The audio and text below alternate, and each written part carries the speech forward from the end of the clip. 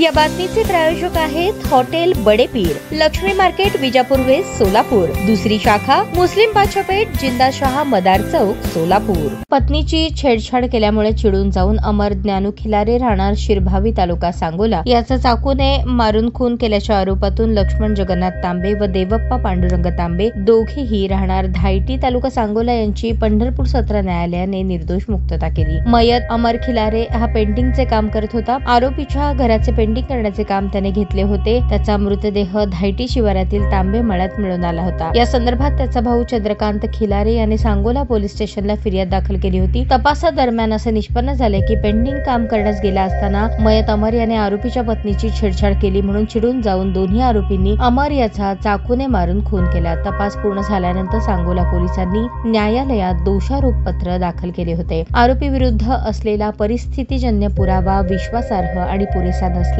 न्यायालयाने दोन्ही आरोपींची निर्दोष मुक्तता केली। या खटल्यात आरोपीतर्फे advocate Dhananjay Mane, advocate Jaydeep Mane, advocate Siddheshwar Khandagale, advocate Suhas Kadam, advocate Vaibhav Sutar यांनी काम पाहिले। ताज्या बातम्या पाहण्यासाठी प्राईम महाराष्ट्र न्यूज चॅनलला सबस्क्राईब करा।